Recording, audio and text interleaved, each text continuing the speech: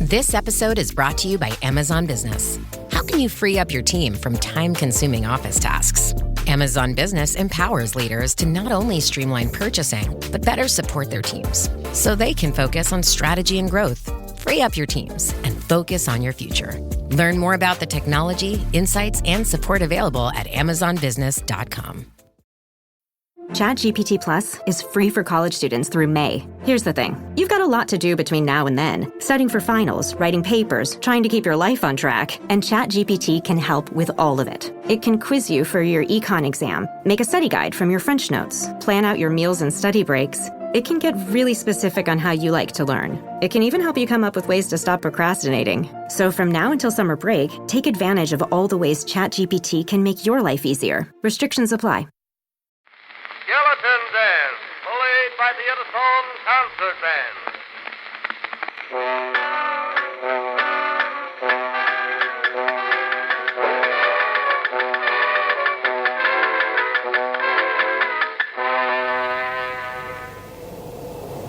Quis est iste qui venit? Quis est iste qui venit? Oh, where did you spring from? I'm a little rusty in my Latin, but I think it reads, who is this who is coming? Hello. Hello and welcome to our special Halloween edition of Backlisted, the podcast that gives new life to old books. Today, you find us back in 1962, somewhere in the home counties. We're standing in the hallway of a large, cold Edwardian house. The heavily leaded windows are too high to add much in the way of light. The huge stone fireplaces are empty, and the yawning expanse of pine wall panels and floorboards fills the air with the joyless odour of polish. A large black and white cat with lemony eyes waddles past, smelling strongly of fish and foreboding. I'm John Mitchinson, the publisher of Unbound, the platform where readers crowdfund books they really want to read. And I'm Andy Miller, author of The Year of Reading Dangerously. And we're joined today, once again, by our two Halloween familiars, our revenants, Laura Varnum and Andrew Mayle. Hooray! What, everyone? Hey, hello guys. It's the What woman. What? What? I'm back. Prof. Laura Varnum, hello Prof, returns for her third Halloween Backlisted after episode 104 on The Breaking Point by Daphne du Maurier and episode 123 on Beowulf, one of our most popular episodes ever. Yay! Listeners. She is a literary critic and lecturer in medieval literature at University College, Oxford. She has a long-standing interest in women writers, from the medieval mystic Marjorie Kemp to Daphne du Maurier, and now, as a result of this episode of Backlisted, Elizabeth Jane Howard. That's lucky. Her co-edited book of academic essays on Kemp is out next month, and she has recently published some of her poetry inspired by the women of Beowulf. Thank you for having me. It's really lovely to be reunited with you and Andrew today, because our other guest, chained like a ghost in a wishing well to the Halloween editions of Backlisted, one for the teenagers there, Mitch, well done, is Andrew Mayle. Thank you very much. Lovely to be back. Lovely to have you, Andrew. Welcome back for his sixth Halloween episode of Backlisted. As well as du Maurier and Beowulf, he appeared on the very first of these specials, number 24 on Robert Aikman, number 52 on Shirley Jackson, and number 78 on Edith Wharton, plus a couple of relatively non-spooky episodes, number 10 on Raymond Chandler, that is quite a spooky episode, and number 114 on The Inheritors by William Golding. Only Lissa Evans has appeared on more episodes of Backlisted. And when he's not preparing for Backlisted, he writes about music for Mojo magazine and books and TV for the Sunday Times, where I commend him for his recent review of Joshua Ferris's novel, A Calling for Charlie Barnes, which I thought was absolutely wonderful and seems already to be disappearing. Such a shame. And not getting any attention. But your review was terrific, and I agree with lots of things you said in your review. So, listeners, if you can find Andrew's review, find it, and then trust him on how good that novel is anyway. And Andrew regularly clogs up Twitter with photos of his pets, Nico and Klaus. Are they with us today? They will be. Nico was silenced with the juicy bone earlier, in the manner of Auden, and I think Klaus is just out and about, but they'll be here. Andrew is currently working on a 1,500-word book proposal and hopes to be finished by next year. That's the thing about those 1,500 words. No, I'm sure once I get that done, it'll be plain sailing. Mitch, over to you. At this point in the introduction, we usually tell you a little more about the scenario or the plot of the book we'll be discussing. Not today. The less you know about Elizabeth Jane Howard's novel Something in Disguise going in, the more you'll get out of it. Instead, we're grabbing flaming torches, and as thunder rumbles and rain lashes down, the waves breaking far below, we're lighting a string of beacons along a ragged cliff top. Tongues of fire spelling out in letters 30 feet high. Spoilers! It is impossible to talk about this particular novel and this strand of Elizabeth Jane Howard's work without revealing details of what happens in them. So feel free to stop listening at this point. Return to the podcast after you've read the book, or keep listening and burn along with us. Also, if you do pause this episode now, it still counts on our listening figures. So if you come back and start again on this episode, potentially we double up on the number of downloads. So there's all sorts of reasons you could help us out by doing that, and yourselves. I'm just going to say a bit about what we want to do with this episode. It's slightly unusual. You know, there are several points over the course of the history of Backlisted where we could have done Elizabeth Jane Howard before. And you could think about her in terms of, well, it struck us there are three different ways you could approach Elizabeth Jane Howard's work. The first way would be to think of her as the author of neglected literary novels from early in her career, from the 1950s, such as The Beautiful Visit or The Long View. The Long View in particular has a great weight of cultural critical support behind it and is a terrific novel. So you could look at Elizabeth Jane Howard that way, or you could see Elizabeth Jane Howard as she became later in her career the author of the Gessle Chronicles, which is a best-selling sequence of 5 novels in total, 4 of them in the early 1990s, The Light Years, Marking Time, Confusion and Casting Off. And then she returned, the last novel she wrote was All Change in 2013 when she was in her late 80s. And that would be very interesting to do as well. But today, because it's a Halloween episode and because Something in Disguise has, as John just said, we won't need to keep saying spoilers, will we, is full of darkness after it seems initially that it won't be. We thought it would be interesting to approach Elizabeth Jane Howard's work from a third angle, which is the little discussed, and when I say little discussed, probably hardly ever discussed, strand of her work as an author of the uncanny, ghost stories, horror stories, works of psychological torture. And specifically, I'm giving you a reading list. So if you do go away, it might be weeks before you get back to this episode. But we want to concentrate on a specific strand of Elizabeth Jane Howard's work, which takes in not just Something in Disguise, her 5th novel from 1969, but also the volume of short stories she co-authored with Robert Aikman, which was published in 1951, called We Are For the Dark. The novel she wrote in 1972, called Odd Girl Out. A collection of short stories, especially the title story, Mr. Wrong, which was published in 1975. And then fast forwarding to 1999, her fictionalized account of a traumatic event that happened to her in real life. That novel is called Falling. And we all feel there's a thread that runs through all those books, which is perhaps most fully expressed in Something in Disguise, but it's there running all the way through her work and hasn't been much noticed before. So anyway, we hope you enjoy this trip through this particular, I don't know what we call it, Elizabeth Jane horror. I don't know. But anyway, so that's what we're doing today. But before we get on to that, John, what have you been reading this week? I've been reading, I think, appropriate for the season, a wonderful anthology called Women's Weird, Strange Stories by Women, 1890 to 1940, edited by Melissa Edmundson and published by the excellent Handheld Press, who've really kind of nailed, I think, the the market in these brilliant anthologies, particularly in this area of weird writing. They've done sci-fi and they've done supernatural, but the weird anthologies, this one in particular, I think is kind of revelatory. It is, I suppose, the people who like M.R. James or Arthur Machen are going to love this book. What's amazing to me is that there's so many writers, women writers in it that I'd never heard of before.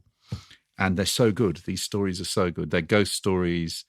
There are some, classic kind of writers in here who you might have heard of. Everybody's heard of E. Nesbit. There's a great ghost story by E. Nesbit. There's an amazing ghost story by Mary Butts. But there's also weird. Eleanor Mordaunt writes a story in here called Hodge, which is a bit like a kind of really creepy version of Stig in the Dump, about a survivor from a previous prehistoric era. There's a funny, very witty story by Marjorie Lawrence, another discovery called The Haunted Saucepan, set in St. James's. But they have that kind of Edwardian feel to them. But because they're written by women, it makes a difference in terms of the characters and what the characters feel. I'm just going to read you the start from one of the ones I really, really loved by Mary Chumley. This was written in 1890. And Mary Chumley was the sort of daughter of a clergyman and, published a few novels and stories, lived and died in 1925. But this book, she was accused of plagiarizing a male vampire novelist, and also often gets compared to M.R. James, but she was actually writing this story before M.R. James had written his stories. The reason I like it is it's set in a church crypt, which of course so many of those M.R. James stories are, and it's also set in Yorkshire. It has elements of the women in black travelling up on train into a sort of Yorkshire. It has elements of our favourite J.L. Carr, Month in the Country, because as you'll see, the main character is somebody who is interested in church wall paintings. Anyway, it's a beautiful bit of work, wonderful stories throughout. One other I'll draw your attention to by Charlotte Perkins Gilman, the author of The Yellow Wallpaper. It's a really, really strong story called The Giant Wisteria, really creepy. Perfect collection for Halloween. I'll give you the beginning of Let Loose by Mary Chumley very quickly. Some years ago, I took up architecture and made a tour through Holland, studying the buildings of that interesting country. I was not then aware that it is not enough to take up art. Art must take you up too. I never doubted but that my passing enthusiasm for her would be returned. When I discovered that she was a stern mistress who did not immediately respond to my attentions, I naturally transferred them to another shrine. There are other things in the world besides art. I am now a landscape gardener. But at the time of which I write, I was engaged in a violent flirtation with architecture. I had one companion on this expedition who has since become one of the leading architects of the day. He was a thin, determined-looking man with a screwed-up face and a heavy jaw, slow of speech, and absorbed in his work to a degree which I quickly found tiresome. He was possessed of a certain quiet power of overcoming obstacles which I've rarely seen equalled. He has since become my brother-in-law, so I ought to know, for my parents did not much like him and opposed the marriage, and my sister did not like him at all and refused him over and over again, but nevertheless he eventually married her. I have thought since that one of his reasons for choosing me as his travelling companion on this occasion was because he was getting up steam for what he subsequently termed an alliance with my family, but the idea never entered my head at the time. A more careless man as to dress I have rarely met, and yet, in all the heat of July in Holland, I noticed that he never appeared without a high starched collar, which not even had fashion to commend it at the time. I often chaffed him about these splendid collars and asked why he wore them, but without eliciting any response. One evening, as we were walking back to our lodgings in Middleburg, I attacked him for about the 30th time on the subject. "Why on earth do you wear them?" I said. "You have, I believe, asked me that question many times," he replied, in his slow, precise utterance, "but always on occasions when I was occupied. I am now at leisure, and I will tell you." And he did. I have put down what he said, as nearly in his own words as I can remember them. Dun, dun, dun. Great little story. That's Mary Chumley. That's the first volume of several volumes that Handheld have done, isn't it? Yes. So there's Women's Weird, which is that one. There's a second volume of that, which was published last year. There's another one called British Weird. Is that right? British Weird, which is that. I mean, I have to say, Kate MacDonald and Handheld are. I mean, they're beautifully edited, really nicely produced paperbacks. And it's an amazing collection. I'm really, really pleased I found the time to read it. Andy, what have you been reading? I've been reading a novel called Seasonal Associate by Heike Gessle, the German novelist Heike Gessle, translated by Katie Derbyshire and published by Semiotext in the US and the UK in 2018, but the book was originally published in Germany in 2014. And this is a surprisingly rare novel, considering the situation it describes. In 2010, Heike Gessle, because she needed the money, got a job at an Amazon warehouse facility outside Leipzig. And this is her account of what it was like and how, as a novelist, it made her feel. Now, you could read this novel as an expose, though if you were seeking to read it as an expose, I don't think you would learn many things you didn't already know, certainly by this point in 2021. I saw this book recommended by both Sally Rooney and Miriam Taves, because what it's really about is not so much a book about working for Amazon. It's a book about not the dignity of labour, but the indignity of labour in the late capitalist system. That sounds fun, doesn't it? I've made that sound like an absolute page-turner. But I really, really enjoyed this book, and I like being pushed around by it a bit. It's not particularly likeable. She doesn't waste much time sucking up to the reader at any point. You join her on the warehouse floor and are expected to get on with it. But that feels appropriate to me. And it really made me think about that tension of how we think of ourselves in relation to work. How does what we do for money or for fulfillment differ from who we are? Does it differ from who we are? If you work for a fulfillment hub, are you a fulfillment hub? Or are we kidding ourselves? If I'm a writer who takes a job at Amazon, or if I'm a writer who takes a job as a gravedigger, say, given this is Halloween, am I in reality a writer, or am I a gravedigger in denial? What am I, and who am I? And how does what I do for money, digging graves, interact with what I would like to do for money, writing books? Well, that's kind of what Heike Gessle's Seasonal Associate is about. And in this case, she's got a job working for Amazon. She's a novelist. Can she reach a settlement between how she thinks of herself and what she does? So I'm just going to read you a little bit from chapter 4 of Seasonal Associate, and this will give you just a flavour. So she's been inducted to the warehouse in Leipzig. She's been packing up various things like dog toys and raincoats, and she's just been moved into the book department. So this records her feelings about being closer to the source of what she would like to be doing, and yet frustratingly far away. I read an essay by Claudia Friedrich Seidel, which begins with an admission. Yes, she writes, I too buy my books from Amazon.com. Yes, I say, I too buy my books from Amazon. I buy the books there that I can't get elsewhere. What I don't buy from Amazon is books or other things I can get elsewhere, not even if they're cheaper there or delivered more quickly. A few days before, I held a far too vehement lecture at my mother's kitchen table, preaching that one doesn't necessarily have to buy things one wants from the cheapest source. I said there was no order and no law that you have to choose the cheapest offer. My mother looked at me as though checking whether I meant it seriously, first of all, and secondly, whether I might have turned into a rich woman overnight, someone who could afford to say such things.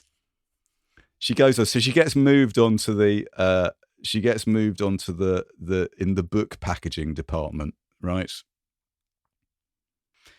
It takes a while before you get deployed in the book section, which incidentally is mainly reserved for women, like reading novels once was. When you come to enter the myriads of books into the system, you might be glad of it or you might not. We'll see when the time comes. I was always glad at any rate to stand beside the gigantic book boxes and enter the books in the system. I looked at the books and knew what kind of thing Germans buy. So, for example, I knew Germans like to buy the humorous health writer Eckhart von Hauschhersen because I had 100 copies of Eckhart von Hauschhersen's face on my desk and put them in a yellow crate. And I found out there really are an incredible number of vampire novels. Something I could have guessed beforehand, but wouldn't have thought possible. I was glad of the books every day at Amazon, but one day I found myself with a book in my hands written by a man I know, formerly a good friend of mine. I got a shock. It was an absolutely unexpected encounter between him and me. There, in the dispatch hall, where I placed approximately 40 of his books in the crate for pre-ordered products, meaning I knew what people would read and what they considered a good Christmas gift, it was as if I were the chambermaid and he were the guest. It was as if we were showing our true faces. The man is part of the world in which a person can feed a wife and child by working a job he enjoys. With his book in my hands, I didn't want to think much, and I didn't think much. I thought, I bet he has time right now to think about his next work. It would have to be called a work, and he'd have to be called a successful writer. Gosh. Ooh, That's good, isn't it? that's very good. So I recommend Seasonal Associates by Heike Gessle on this Halloween episode of Backlisted for its depiction of contemporary dread and loathing. The book chat will continue on the other side of this message. In golf, precision is everything, on and off the course. PGA of America chose advanced 5G solutions from T-Mobile for Business for smooth operations and seamless transactions. Together, we enhance ticketing and concessions for better fan experiences from gate to green. This is pro-level efficiency. This is PGA of America with T-Mobile for Business. Take your business further at T-Mobile.com/now. Oh my God, it's the coolest thing ever. Hey guys, have you heard of Goldbelly? Well, check this out. It's this amazing site where they ship the most iconic, famous foods from restaurants across the country, anywhere nationwide. I've never found a more perfect gift than food. They ship Chicago deep dish pizza, New York bagels, Maine lobster rolls, and even Ina Garten's famous cakes. Seriously. So if you're looking for a gift for the food lover in your life, head to goldbelly.com and get 20% off your first order with promo code GIFT. Shopping is hard, right? But I found a better way. Stitch Fix online personal styling makes it easy. I just give my stylist my size, style, and budget preferences. I order boxes when I want and how I want. No subscription required. And he sends just for me pieces, plus outfit recommendations and styling tips. I keep what works and send back the rest. It's so easy. Make style easy. Get started today at stitchfix.com/Spotify. That's stitchfix.com/Spotify.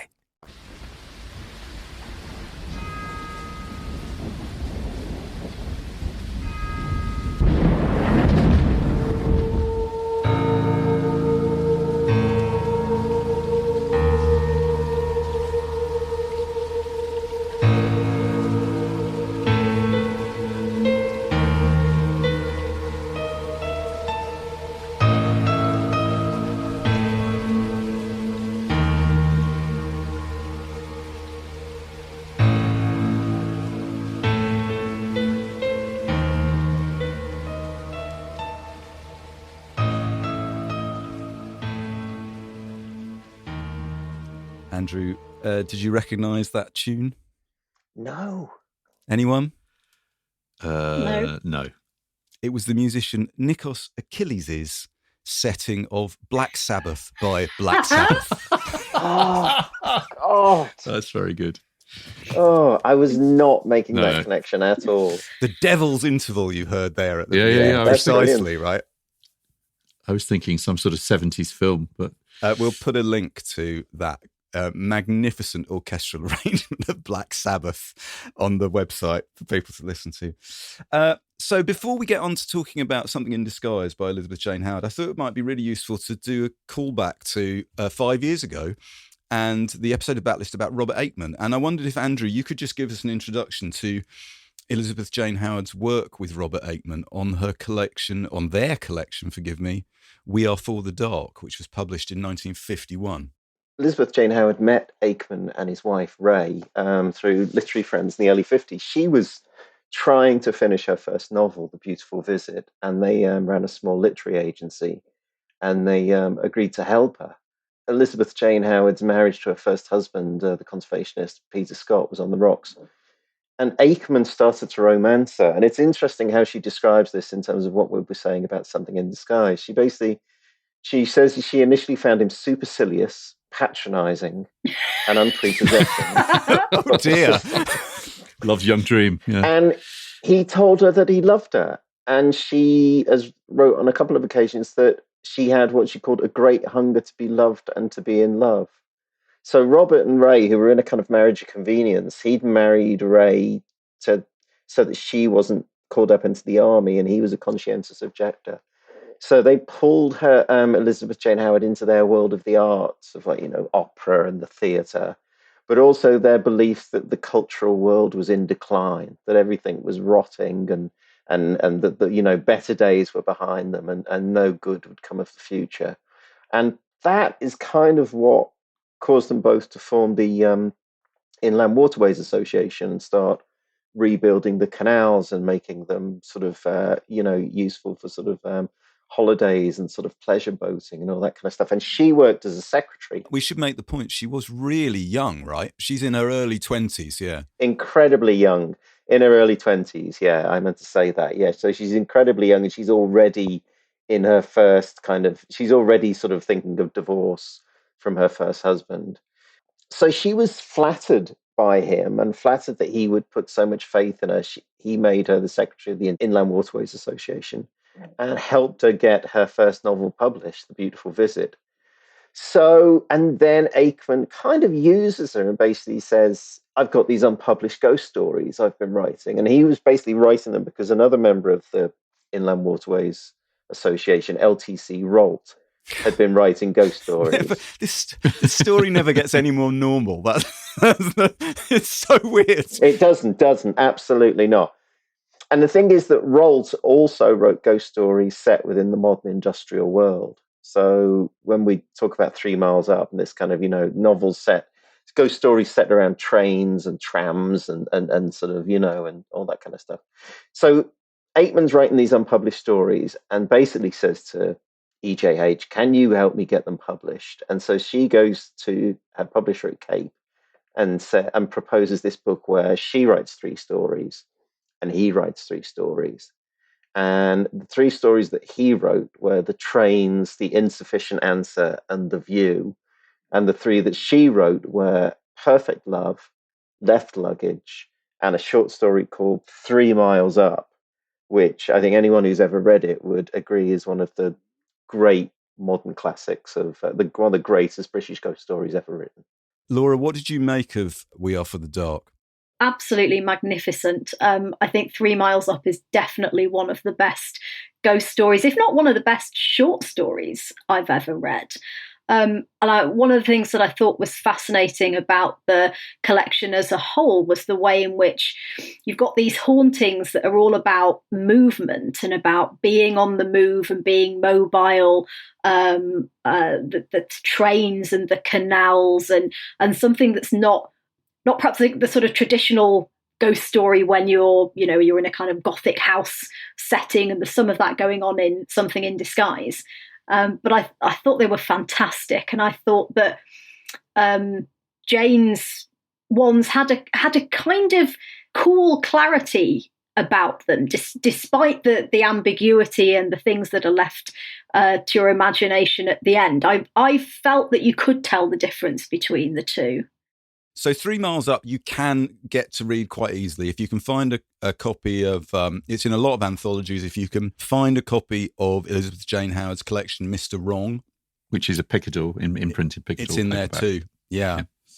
There's just a couple of sentences from 3 Miles Up that I'd like to read. That's her description of the mind that I just felt really summed up the way in which she's approaching these questions of sort of psychological breakdown. So this is where they're in the canal boat. While John snored, Clifford had lain distraught, his resentment and despair circling around John and then touching his own smallest and most random thoughts, until his mind found no refuge and he was left, divided from it, hostile and afraid, watching it in terror racing on in the dark like some malignant machine utterly out of his control.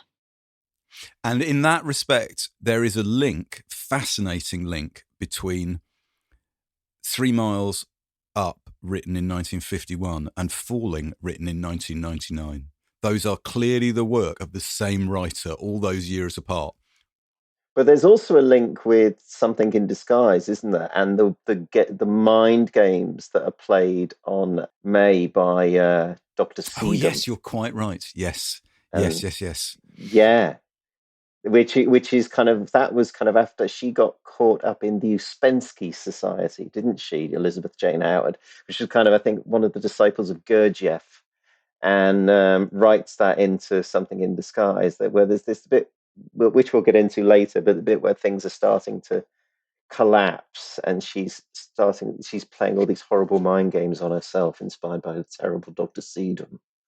Before we move on, Andrew, you were saying to me earlier something about there's 3 characters in 3 Miles Up, aren't there? And what's the female character called? The female character is called Sharon. And now Elizabeth Jane Howard claimed this wasn't the case, but what does that make us think of? Sharon, who is, Laura? The ferryman who ferries the souls to Hades in classical mythology. Both Andrew and I independently thought that this was the case, and then picked up all sorts of clues about what really might be going on when John and Clifford take that strangely ruined branch of the canal.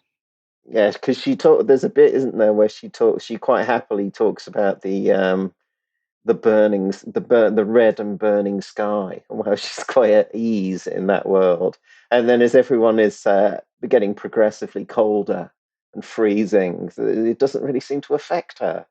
It's not that you haven't seen that done before in stories, but I don't think I've ever read it done as well and as convincingly. And even though you kind of know what's going on, the ending when it comes is still, oof, I mean, it's a magnificent bit of writing. Horrific, isn't it? We're going to hear now a very, this is Elizabeth Jane Howard on the BBC television programme Monitor in 1964. And I want you to bear in mind when you hear this, that this was recorded 5 years before she wrote Something in Disguise.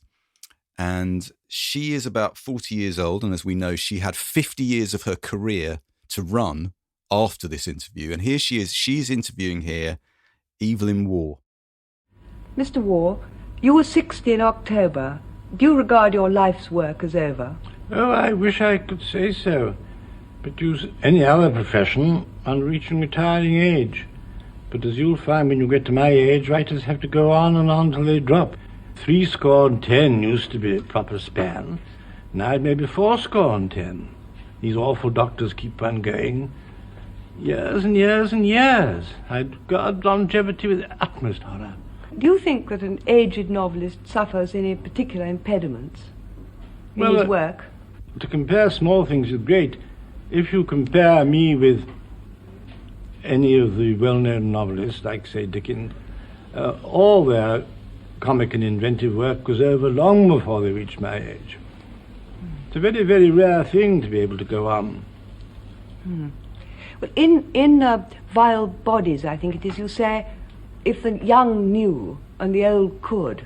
Well, now, where do you think you stand in respect of writing about that? I was once talking to a first-class lawn tennis player. Oh, shut up. That's enough of that. Of course, in those days, I was only a tea boy. It's exactly She's great. that. She doesn't mince her words. No. That was incredible, because I thought War is saying, it's 80 years and 10. And indeed, that's what Elizabeth Jane Howard notched up in her life and her career. She published her final novel when she was 89 years old. So she's still got time to run. I had the great pleasure to have supper with her once. And she was, and I, you don't know at the time, it was a literary dinner in Bath, Andy, just to put it in the context. Okay, which book? Do you remember? It was The Light Years. And I remember she was incredibly she was rather sort of, she says, I don't really know whether this is what I want to be doing. She said, she was so interesting about, she said, I mean, people like it. You like it? I said, yes, I think that's marvelous. She said, well, I'm very interested in the family. I don't know. I might get 2 or 3 books out of it, I suppose. And that was obviously the first of the Gessle Chronicles. And at that point, she hadn't published Slipstream, but she was brilliant company and quite naughty and quite gossipy, and I was, of course, because it was 1991, I was fascinated about her relationship with Martin and Amis, and she was very, very, she was incredibly, she was really very, very affectionate and positive and generous about him. And it was one of those, there are people you meet in the literary world who you come away with thinking, what an amazing, good human being. And that's exactly how I felt about her. But that's why actually reading all of this has been quite a revelation, because I had not read outside of the Gessle Elizabeth Jane Howard before. And this is amazing. Well, before we go on to Something in Disguise, maybe that's a good moment to hear from, Martin Amis recalls Elizabeth Jane Howard with great fondness, and also says how important she was in his life for getting his life together and getting him out and getting him into university and the rest of it. I felt, as I'm sure my father felt, that we'd been catapulted into high society because she was so worldly in the best sense. She knew how to get things done. She was very organized. And I adored my mother, but she wasn't organized. And Jane was. And that's a huge difference.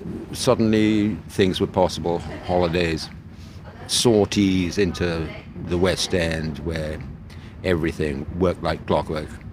And she was completely unintimidated by the world, although more anxious than she let on. She was basically, I think, an anxious person, but had mastered the social world. She was very good company, and she was very witty. For instance, she said, I hate these new glasses. She had glasses with sort of a slight wing on each of the eyepieces. And she said, they make me look like a power-mad cockroach. And she was full of phrases like that. I mean, she was a novelist. One is always astonished when you read a novelist by how little of their inner life you see from day to day. You see their social being, but you don't see their creative being. So I thought she's a deeper lady than I thought, and I thought very strikingly instinctive as a writer in a way she wasn't as a person. Now, I think that is really interesting, again, because that idea of her as an anxious person who presents a front which masks all sorts of turmoil is one of the themes of the psychological writing that we're talking about here today. So it's probably a good moment to move on to Something in Disguise. Laura, we put up a spoiler warning in 30-foot high flaming letters. We said to you, I know we did, do not read even the blurb on the back, right? Are you pleased we gave you that advice? Absolutely delighted. It was excellent advice because when you're reading the novel, there is this sense of a kind of creeping unease, and there are little things that just make you feel slightly off balance, as though you're slightly being tilted somewhere, and then the novel comes back to centre, and you keep thinking, well, I was certainly thinking, given this context, well, where's the Halloween bit going to come in? At what point am I going to see where this is going? And I want to read a section from that, but a bit later on. It's quite an extraordinary book, because when you get to the end, you absolutely see how it's been set up and how it has come to that. And if only you'd been a slightly more careful reader, you'd have seen it coming. I don't think that's true. I mean, I'm not disagreeing with you in a critical way. I think part of the genius of the book is if you don't know what's going to happen, you think, well, I'm in quite a nice comedy of manners. And then suddenly things start sliding downhill. And I can remember saying to Andrew when I first read this book, I don't read anything about it. Don't read anything about it. Because the shock I got near the end of the book, there's a specific chapter I read twice. Did you have the same experience, John? Did you just go, what? I really think it's a brilliant book. It's called Something in Disguise. I thought that one of the characters was going to be a fraud. Right. Which is interesting. There are several characters that could be frauds. Dr. Seedham is one, but also John, the character who John Cole, very quickly throws, romances Elizabeth off of. But I knew that he wasn't a fraud. Do you know why? Go on. I can read you a very short passage that will tell you why. My spidey sense told me that he wasn't going to be the one that was going to be the fraud. Oliver, the brother, asks Elizabeth what John reads. Oh, yes. She said, and he says, a civilized man, not a ghastly specialist for a change. This is Oliver. He said, but seriously, because he meant it and not to hurt her feelings. But she simply picked up a fig leaf and saying, I think I'll take this moth up with me. When they were on the move again, he asked, what novels does he read? Oh, people called Henry Green, Ivy Compton Burnett, and Elizabeth Taylor. They're his three favourites. He tries a new one from time to time, but he says they never seem to be so good. Have you tried them? Well, he reads them to me in bed sometimes. I really like it, she added, looking nervously at him to see what he thought. Fine, so long as it isn't all you do in bed, he said, and then she stared at him with a mixture of shyness and bonhomie that was, or would be if you weren't her brother, entirely irresistible.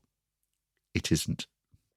It's a theme through a lot of Elizabeth Jane Howard's books that she has characters who read Elizabeth Taylor novels, isn't it? Can't be. I mean, the book one of the books is dedicated to Elizabeth. Yeah, Old Girl Out. Yeah. So you just know you can't have a wrong 'un who's reading Elizabeth Taylor. Nobody would push it that far. But also, it's interesting because I did want to say that John Cole is very clearly based on Robert Aikman.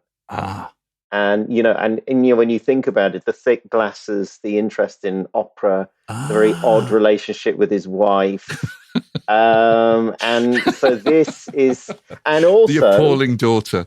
Yeah, there is also the other, the appalling. Yeah, that's the thing you see, because the Aikmans did not have children and hated children. Ray Aikman, Robert's wife, called them wombats, and they found them hats, and they instilled in Elizabeth Jane Howard a sort of a distrust of children that she felt awful about later in life, because she obviously became such a good mother, and she kind of, it's one of the things that she resented the Aikmans for turning her against children. Returning to the idea of what is in disguise in the title, something in disguise. So the idea is that it might be a blessing in disguise, an extremely ironic blessing if that's the case, right? But also, I was looking at the reviews of this novel, and it was quite widely reviewed. And what's fascinating is the number of reviews that they don't know what they're reading. And I would say The Thing in Disguise is a horror story presented as a quote-unquote woman's novel, which I hasten to add is pretty much exclusively how it was described in every review by men or women in 1969. And I just wanted to share with you a couple of, this is slightly, on the last episode of Battlisted, we read out a Telegraph review, and that was quite funny. It's comic gold. I've got another Telegraph review, which is a positive Telegraph review, so for balance, by Janice Elliott. And I thought this was really interesting. So this was 1969. She says, I have heard Elizabeth Jane Howard's novels described as hot water bottles. That is harsh, perhaps, but there is a kind of woman's novel, of which Something in Disguise is one, that makes me uneasy. They're lovely to take to bed, but like a hot water bottle, they leave you cold by dawn. Yeah, don't open in Glasgow with it, Janice. This latest book is one of Miss Howard's best, a truly awful, very funny tale of defeated love and hope. Poor May, says Elizabeth. Poor Alice. Poor everyone. If death doesn't get you, writes Elizabeth Jane Howard, life will. Wow. And similarly, the novel was reviewed by none other than William Trevor. William Trevor said this: Miss Howard parades a fair share of the selfishness, jealousy, cruelty, weakness, and insensitivity with which God has imbued his chosen creatures. Yet she fairly balances the scales of her argument, and her vision is not unkind. I mean, I don't entirely agree with William Trevor on the last point. I think she's gimlet-eyed. Is it maybe a good time to read the little extract I chose? Because I think it's funny. We've been talking about how funny she is, but also how grotesque it is, and how it is possibly there's a kind of unkindness to it as well. Take it away. So, yeah, this is the introduction of the wife of somebody that Elizabeth has been invited to cook for. And this is when we sort of first meet her. She was altogether like a huge old doll, Elizabeth thought. Even her hair had a very wide parting in it, like doll's hair, and she wore it in a long, permanently waved bob, like Rita Hayworth in ancient films. Mrs. Cole's head and the shoulders of her black crepe dress were showered with dandruff, and well over and above her Chanel No. 5, Elizabeth could detect the odour of cheap raspberry jam that so often accompanies this condition. What? I mean, what? What? The moment that they were alone, Mrs. Cole's grip on Elizabeth's arm tightened, and just as Elizabeth was going to pull herself away from this rather surprising and horrible person, she said, "While he's away, quick, write down her number. I only want to see her." She had let go at last and was fumbling desperately with her bag. "You look for me, darling. Any old scrap will do. I just want to give her my love." And for a moment, Elizabeth found herself looking down into the huge, heavily made-up doll's face, whose eyes were of such open agony that she felt her hair prickling with shock. She would do anything to stop someone looking like that. The bag, which had seemed quite small, was crammed with dirty, broken, spilt things. Loose aspirins coated with brown face powder, a miniature bottle of Gordon's gin, a grey elastic sanitary belt, a screwed-up packet which could contain no smokable cigarette, a little Disney-type dog made of pipe cleaners, a chiffon handkerchief with a swan's down puff attached, some cloakroom tickets, pencils, broken, biro, top off, a tube of something that was oozing out of the bottom. It's such a good passage, isn't it? Oh, it's brilliantly read. Well, brilliant, Andrew, brilliant. But what I think is interesting is if you're reading that as quote unquote, if it's 1969 and you're a reviewer and you're reading that as quote unquote a woman's novel, you'll be thinking, "What's this stuff? What's this shit? Why this isn't right." You know, it's really gritty. But the way in which people described it as the ending, especially, as like an unsuccessful genre trick, something she tries to pull off that doesn't work, as if it's kind of like, it's some kind of weird gear change towards the end of the novel that doesn't work.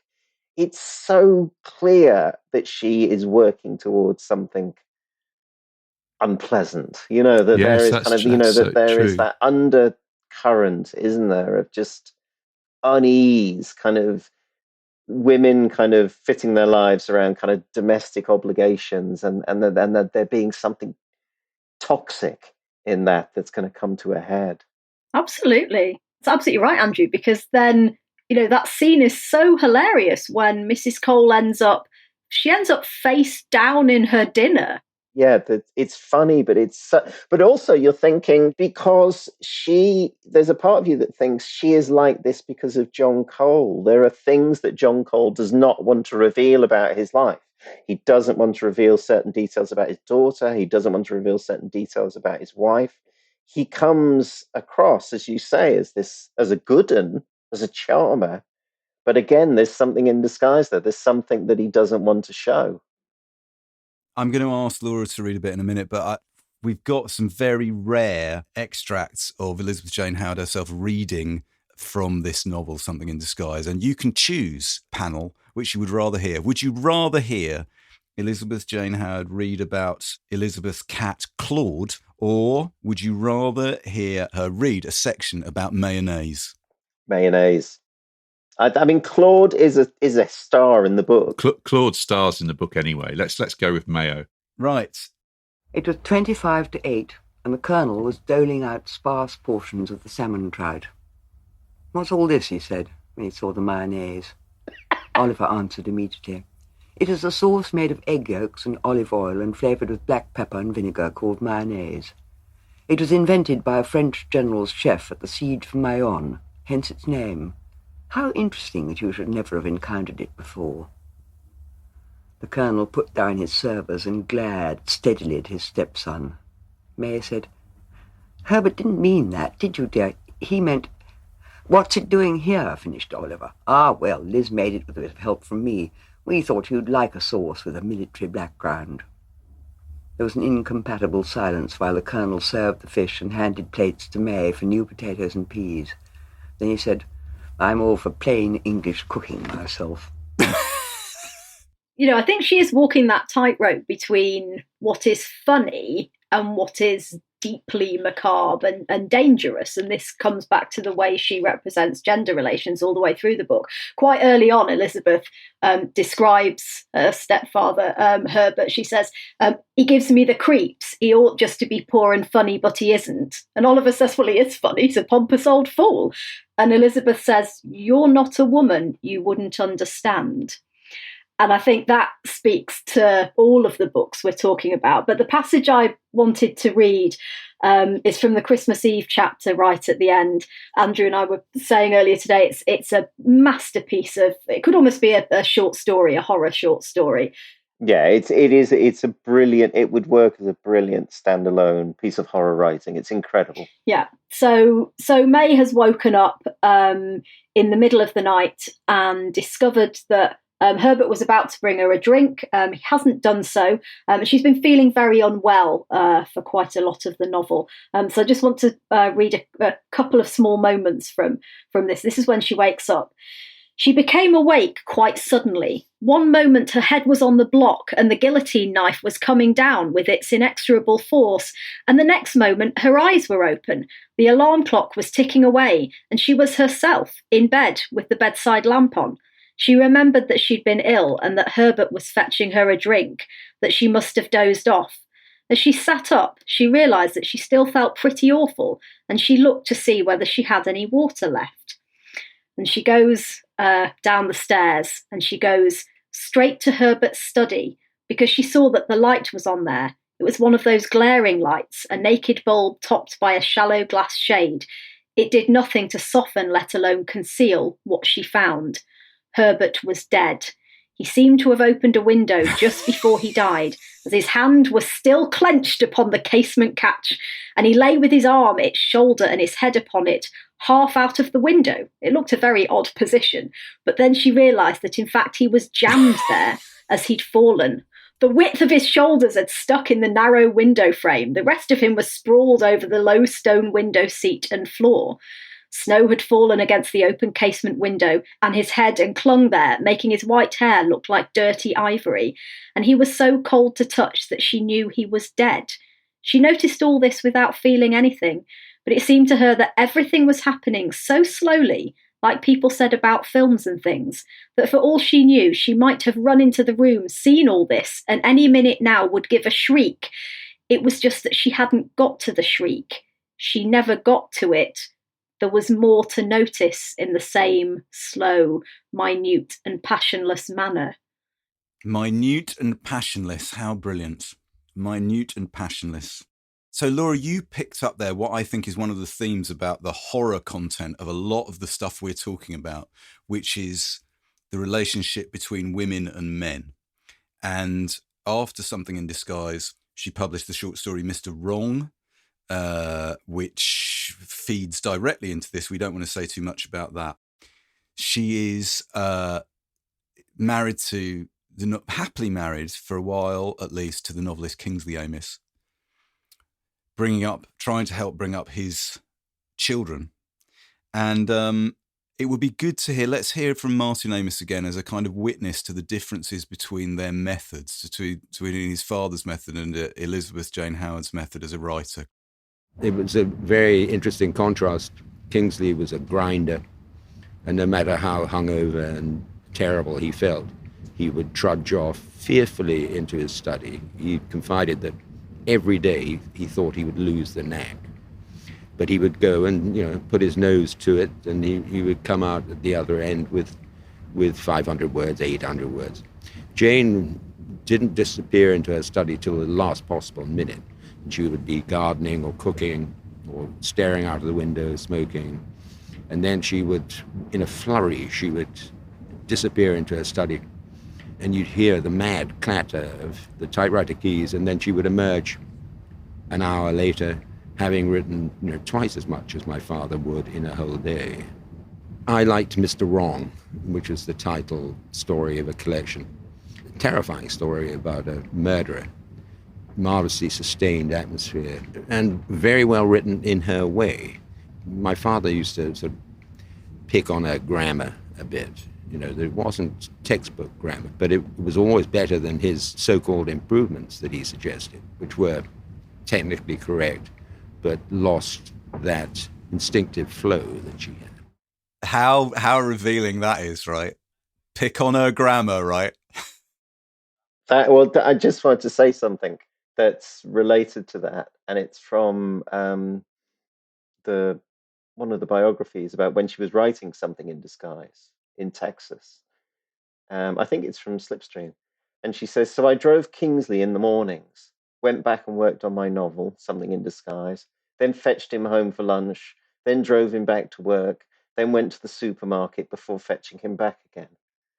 And so when Martin Amis says, she might be gardening or cooking, it's also the fact that she is looking after Kingsley as well. And to be fair to Martin Amis, elsewhere he has made that point. And we mustn't stitch him up there. He's very clear to say she was having to run the house, and for a writer that was incredibly difficult for her. Yeah.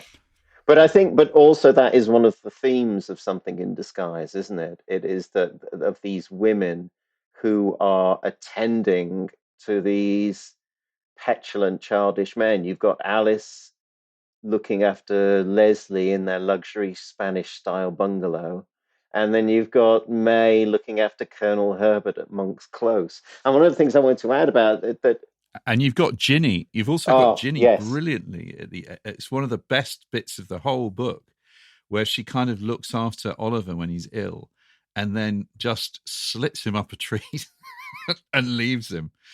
And you think, why is she? I mean, he completely misreads the being looked after. So it's almost like there's something really interesting in Elizabeth Jane Howard there saying, don't think that because we're doing all this, it's because we love you. Mm-hmm.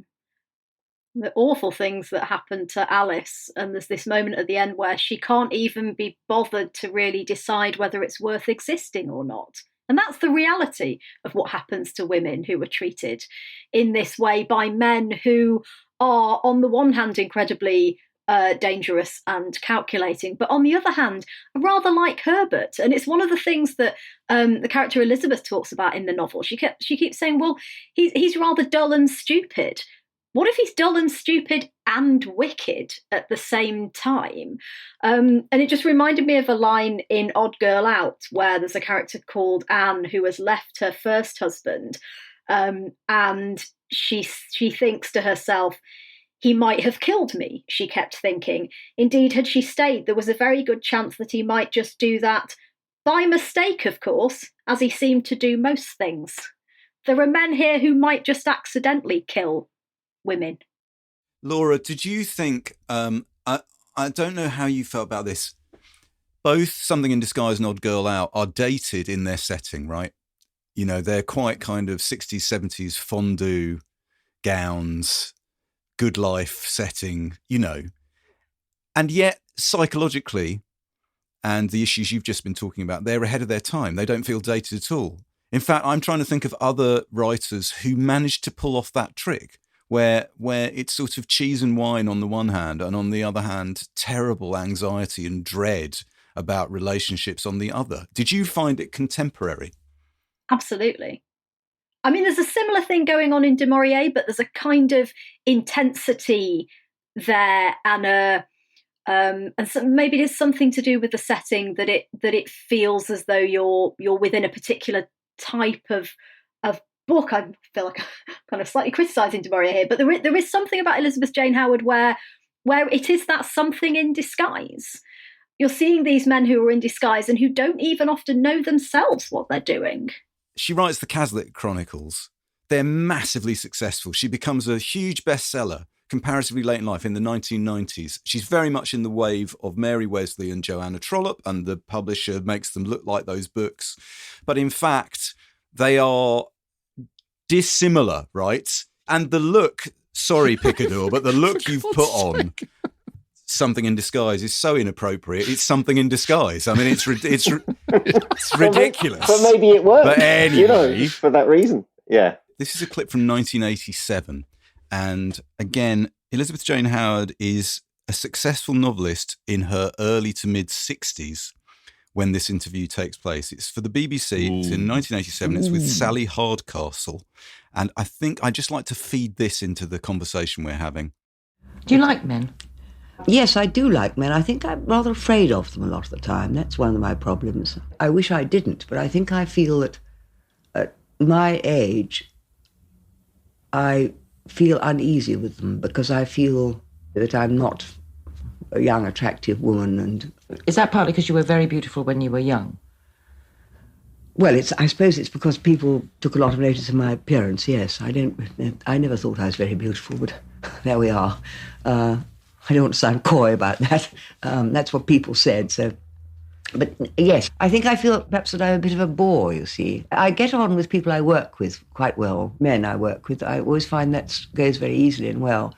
But I don't think I see men very much except in that way, except sometimes my friends' husbands or something, you know. When you say afraid of them, what do you mean by that? I mean that I don't feel equal to being taken seriously or something. I don't know what it is. I know that with women I find it very easy, if I like women, to establish a rapport with them and an intimacy and an evolving relationship. It may be just that I haven't met very many men in the last few years. I certainly haven't met very many men, you know, who are, as it were, available to meet. That may be that I just haven't had enough practice. Wow.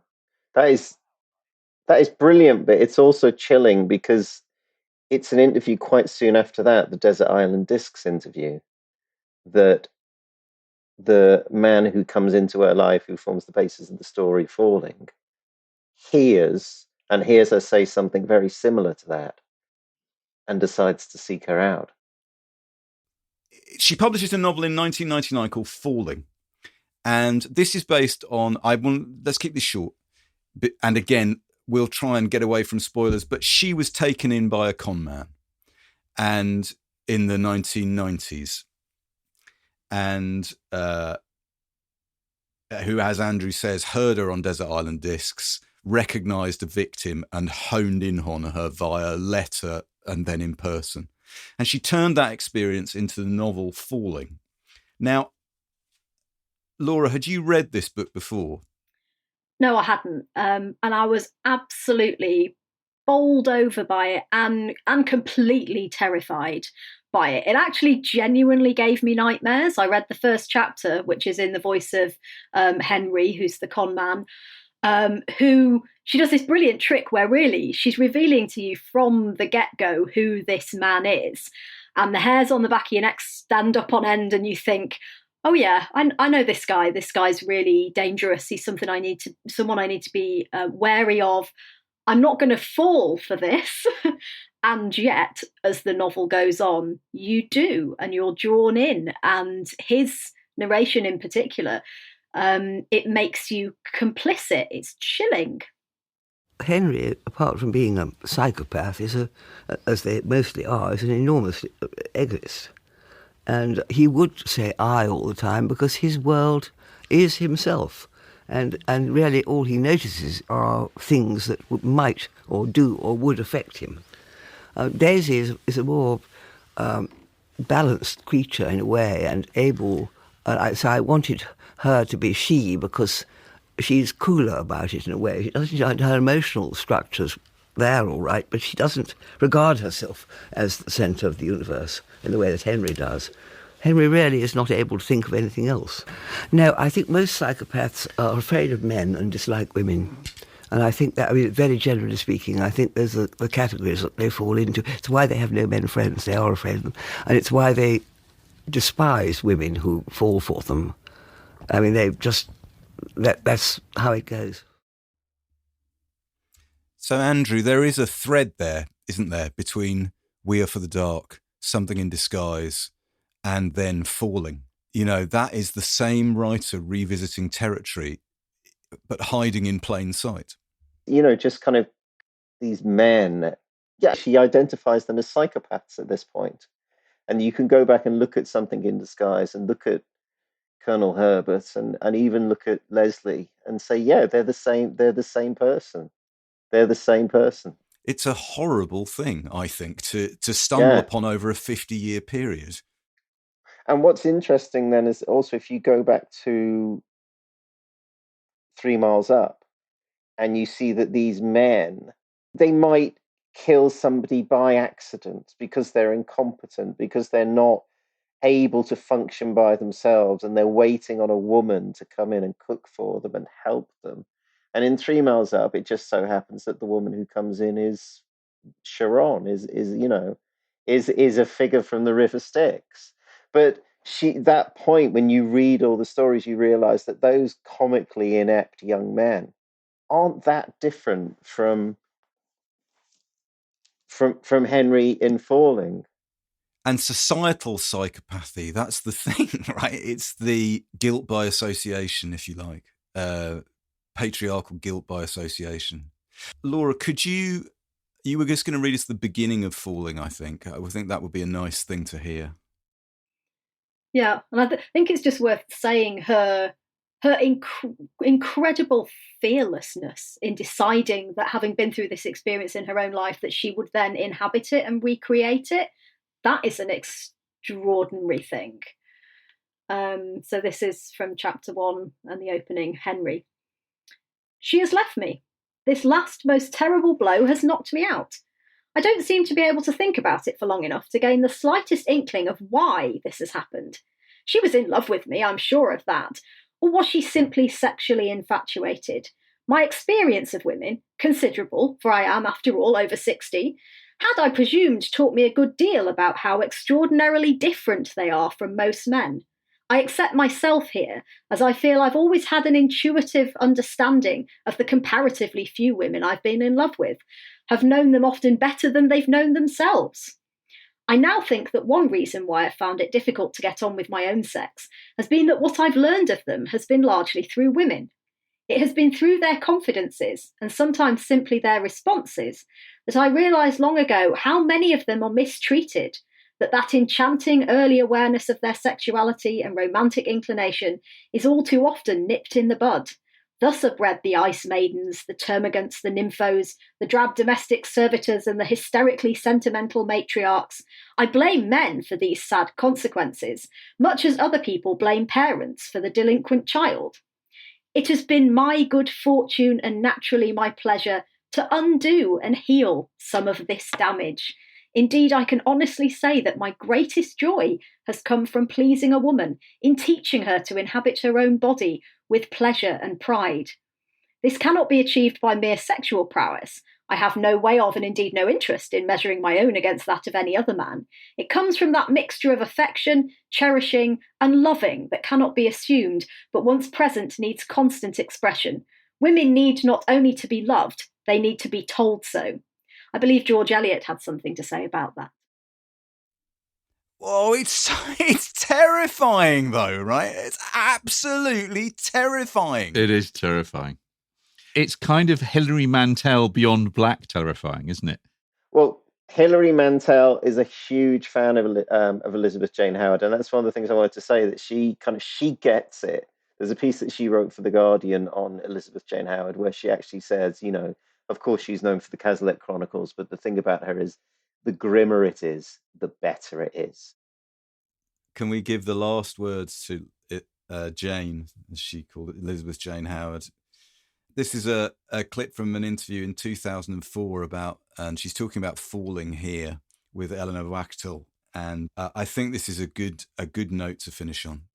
I think technically it's probably my best novel from the craft point of view. It's quite enclosed and taut.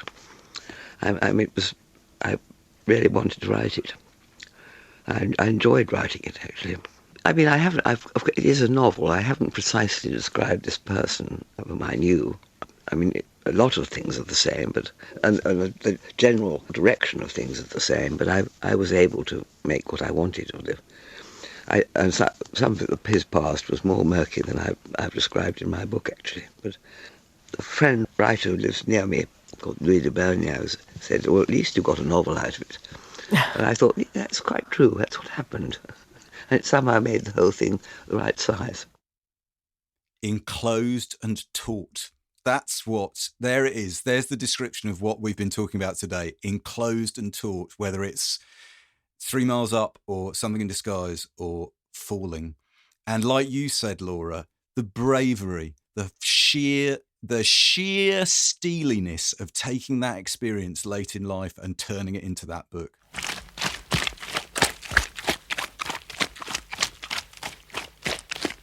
Well, there goes Andrew. Thanks, Andrew. Oh, thank you very much. And that is where we must pause. Huge thanks to Andrew and Laura for returning once more to lead us into the darkness, to Nicky Birch for being both sound and light when all others fail, and to Unbound for the sherry and fags. For the mayonnaise. You can download all 148 previous episodes, plus follow links, clips and suggestions for further reading by visiting our website at backlisted.fm. And we're always pleased if you contact us on Twitter and Facebook, and now in sound and pictures on Instagram too. You can also show your love directly by supporting our Patreon at patreon.com/blacklisted. We aim to survive without paid-for advertising, and your generosity helps us do that.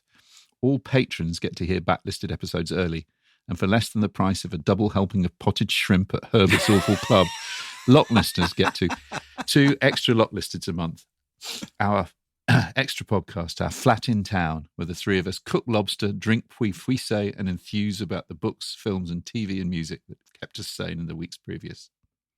Lock listeners also get to hear their names read out on the show as a mark of our thanks and appreciation.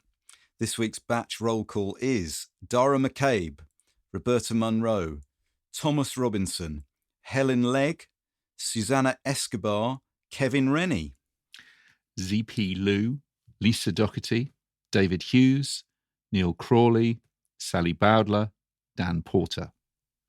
So thanks very much for listening, everyone. If indeed you have, we hope you enjoyed the book if you went back to read it. Laura, is there anything you would like to add on this subject or on Halloween, or anything to say before we go? Just a huge thank you for having me. Elizabeth Jane Howard is absolutely one of my favourite novelists now. Someone commissioned me to write a book about her. Yes, Macmillan, if you're listening. And finally, Andrew, as is traditional, all long-term listeners will know the point to which this whole show, these whole 6 years have been leading.